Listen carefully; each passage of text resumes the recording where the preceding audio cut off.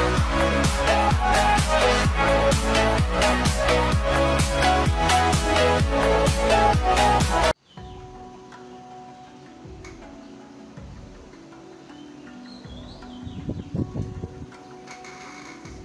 xin chào các bạn, mình là Phong. Thì video lần này mình sẽ giới thiệu cho các bạn một con máy con từ của thương hiệu Bosch với mã sản phẩm là GBM50-2 nha các bạn.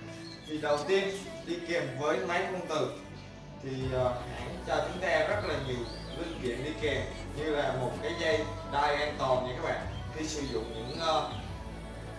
dụng máy trên những môi trường trên cao nha các bạn, giúp chúng ta an toàn về người sử dụng và an toàn cho máy. Với bên cạnh đó là một cái bầu chứa, cái này là bầu chứa dầu giải nhiệt nha các bạn, đó đế là 500.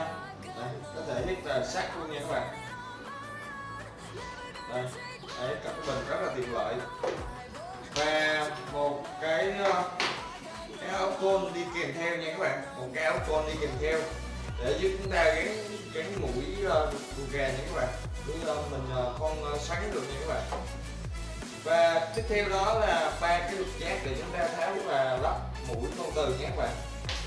Và bên cạnh đó là đi kèm với hãng chỉ tặng kèm cho chúng ta là một cái mũi định tâm nha các bạn, và một cái dụng cụ để tháo lắp cái đầu khoa. Đây, nó cũng khá là đơn giản nha các bạn. Bây giờ mình sẽ hướng dẫn sơ cho các bạn những cách mình để tháo lắp cái đầu mũi khoan này nha các bạn. Đó, các bạn thấy cái khe ở chính giữa đây không ạ? Đấy, chúng ta đút dây vào và đẩy nó xuống là cái côn nó không hít nữa nha các bạn. Đấy, mình đẩy côn xuống và gắn lại thì rất là đơn giản. Thì chúng ta có thể để đầu con vào thôi nha các bạn. Đây, để đầu con nó hít đúng chiều, nó hít được nha các bạn. Đấy, rồi, rất là cứng nha các bạn, rất là chắc chắn. Và tiếp theo đó thì phần tay cầm để mình điều chỉnh lên xuống này nha các bạn, điều chỉnh máy lên xuống khi con.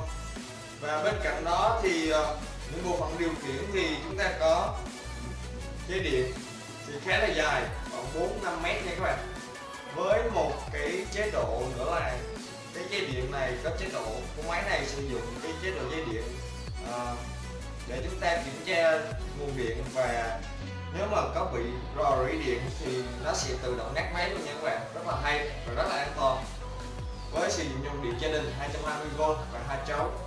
Và bên cạnh đó thì bộ phận điều chỉnh nút on off nhích cái từ này nha các bạn. Nếu mà trước khi chúng ta sử dụng thì bên cạnh bên đây thì có nút điều chỉnh led nha các bạn, điều chỉnh đèn led để chúng ta khi sử dụng nó nhanh chóng và hiệu quả hơn. Bên cạnh đó thì con này có sử dụng cái đảo chiều nha các bạn, đảo chiều RL để thể hiện cho trái phải đó nha các bạn. Và đây là nút nguồn, đây nút nguồn chính để bật máy nha các bạn.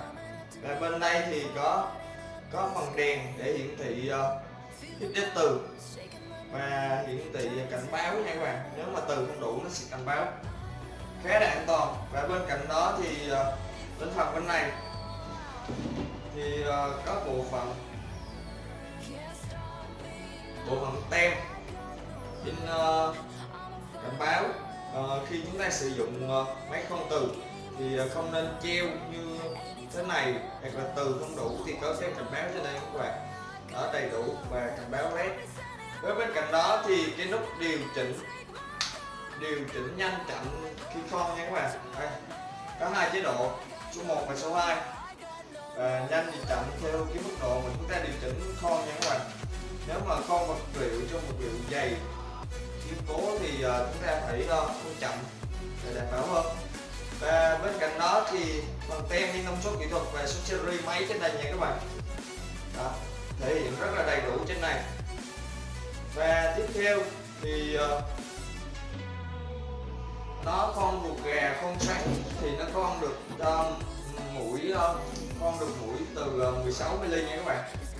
Còn con xoắn thì con được cho mũi M16, và con từ con bình thường thì tối đa là 50 nha các bạn. Đấy, tối đa là phi 50. Và tiếp theo đó thì con này sở hữu với thân hình khá là to và trọng lượng thì khoảng 14 kg 7 nha các bạn. Và nó cái sử dụng được trang bị cái công nghệ LED tạo thiết lập mục tiêu nhanh, và sản phẩm máy con từ Bosch GBM50-2 sở hữu cho mình cái loại motor rất là mạnh mẽ với khả năng khoan liên tục và rất là bền nha các bạn, trong thời gian dài, như là vẫn đảm bảo được đem lại cái mức hiệu quả, hiệu suất lẫn cái độ chính xác rất là cao. Thì để có thể hạn chế được cái sự cố và điện giật thì như mình đã nói, thì ngoài cái phần này đó, thì nó sẽ giúp cho con máy của chúng ta an toàn hơn và an toàn cho người sử dụng hơn nha các bạn.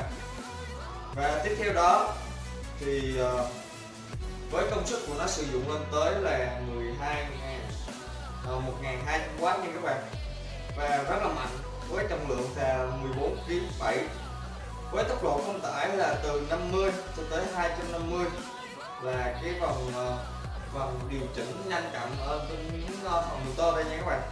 Và tiếp theo mà mức tối đa, vòng quay tối đa của nó là từ 100 cho tới 510 vòng quay trên phút, và nó đường kính khoét lõi là 50mm nha các bạn, tối đa là 50mm.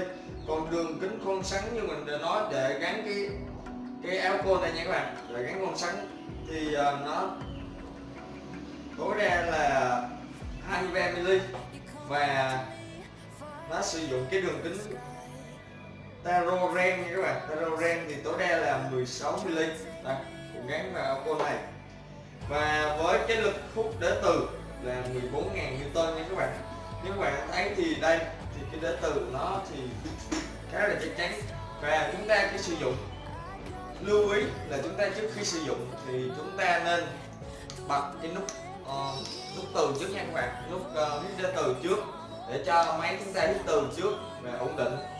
Và tiếp theo đó thì chúng ta mới bật cái công tắc nguồn để vận hành và chạy máy nha các bạn, để máy của chúng ta nó có thể điều chỉnh và nó cái lượng từ mà cái đế từ mình nó có tiếp thu từ cái trong nha các bạn, thì nó có thể báo trên này luôn, có đèn hiển thị luôn. Và bên cạnh đó thì bằng đảo chiều.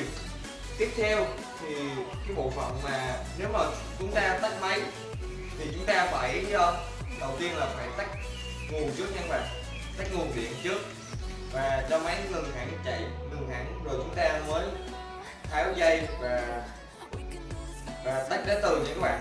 Đấy, tắt đế từ sau. Nếu không là nếu chúng ta tắt đế từ trước thì máy vẫn còn đang hoạt động và từ máy sẽ rơi xuống thì rất là nguy hiểm nha các bạn, nên các bạn nên lưu ý cẩn thận hơn.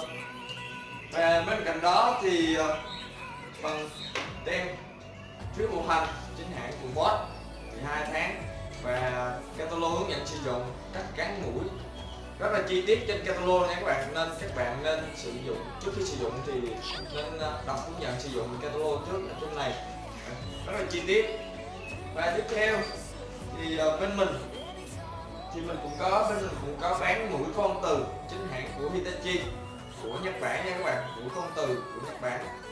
Thì mũi khoan từ này thì xài rất là được nhiều lần và khoan rất là tốt nha các bạn, độ chính xác cao. Thì bây giờ mình sẽ gắn thử cho các bạn xem một cái mũi khoan đây nha các bạn. Thì đây có một phần lục giác để chúng ta mở nới cái bộ phận để giữ mũi nha các bạn, nới ra. Đây. Nới đều hai bên nha các bạn, nới đều hai bên.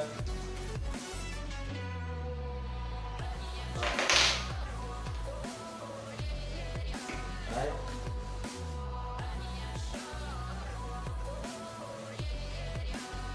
Rồi, chúng ta phải siết đều hai bên luôn nha các bạn. Đây, mình thấy con từ khá là chất lượng và xài rất là bền nha các bạn. Sử dụng mũi khoan tối đa là 50mm. Đấy. khá là chất lượng. Và bên cạnh đó thì đây là cái bộ phận để gắn ống dẫn. Đây thì mình chứa dầu để nhiệt nha các bạn. Đây thì dây hơi ngắn thì nhưng mà hãng cũng làm thiết kế chúng ta rất là hay.